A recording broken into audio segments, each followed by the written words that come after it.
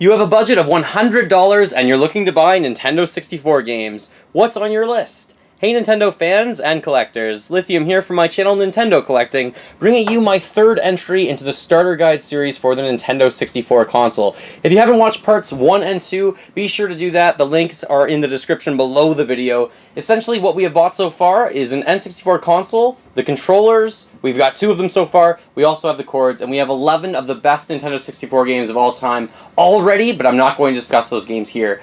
In this video, we have another $100 to spend, bringing our total up to $300 spent. $100 in this video, so let's get going.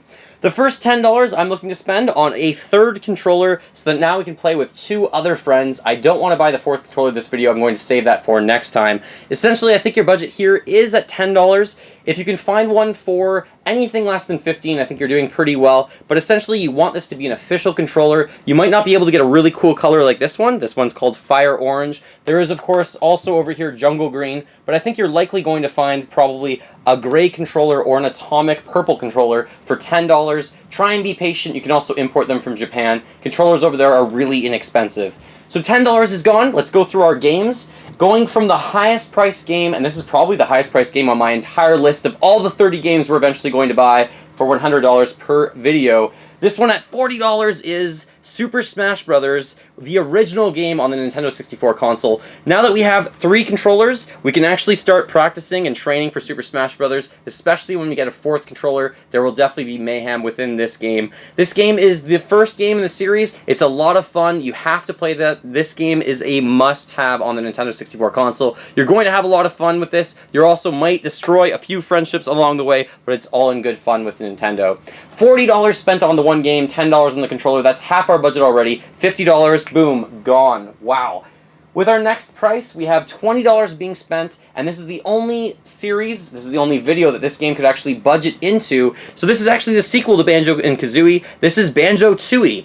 Again, a must-have if we're eventually buying 30 Nintendo 64 games. I'm probably buying this a little earlier than I had wanted, but I do need to get this game in at some point. At $20, this is a fantastic sequel. It's a huge collectathon. There are new moves for Banjo and Kazooie to perform, and there's actually new worlds. I don't like all the worlds this time around, but at $20, you're going to be playing this game for tens and tens of hours. It will be a lot of fun. So far, we spent $70 already. We have $30 left. Next up, at $11, this game is highly replayable, and this is Yoshi's Story. This game is not perfect, but it is a lot of fun, and like I said, every single time you play through this game, depending on how you beat the level, you actually go through different paths in the game, and you could go through entirely different levels every time you play through it for a little while, and it's highly replayable for those reasons. This game will make you smile, it'll make you laugh, and of course, I love playing through Yoshi games. Now that Yoshi's Woolly World is out, I think you have to have this for $11. We've spent $81 so far, with another $11 budget, bringing our total up to $92. We have Dr. Mario 64. Some people call this Dr. X Mario because you see that right there. Now this game's actually considered to be a sequel. We do have the original game that's just Dr. Mario out on previous generations of consoles, including the NES. And this game is a great puzzle game. You can play 2-player. I'm not positive you can play 4-player actually with this one. I don't have the box for this game yet. And I should mention that all of these games don't have boxes or instructions because we're trying to keep the prices down low. At $11, I need to get some sort of a puzzle game in there, and this is the one that would be my pick over a few others for now anyways. At $11, Dr. Mario, you can have some fun with friends or on your own with this one. We spent $92, we only have $8 left. We're hoping to get a few games for that price that are still fantastic. Another game made by Rare, this one is Blast Corps. This one's really incredible, actually. You control all these different vehicles trying to clear a path for a runaway nuclear missile, I guess you could say, or a bomb. And it's fantastically made. It's a sandbox kind of type of game, so think of Grand Theft Auto in its very early days. This one definitely inspired those kind of open sandbox games. Made by Rare, as I said, a really quirky game that should get more respect than it gets, and it's only $4, so I think it's a must-have. You'll have a lot of fun playing this one. So now we've spent, I think, $96. We have $4 left in our budget, and we're actually going to get another Rareware game. This one is Force Gemini.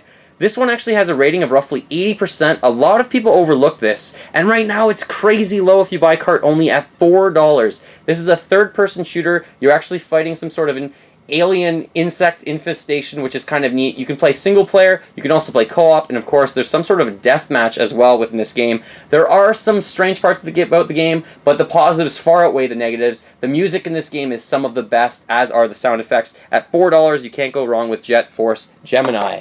Alright, to recap, for part 3, we spent $10 on a controller, $40 on Super Smash Bros., which is a ton of money, but it's definitely worth it. $20 on Banjo Tooie, $11 on Yoshi Story, another $11 on Dr. Mario 64, and $4 each on Blast Corps and Jet Force Gemini. Thank you so much for watching this part, but I would love to hear what you would spend with your $100 this time or your $300 as a total budget. Thanks again for watching. Feel free to fill that like bucket. Follow me on all the social media links in the description below the video. Be sure to check out parts 1 and 2. And remember, as always, go collect them all and keep smiling while gaming.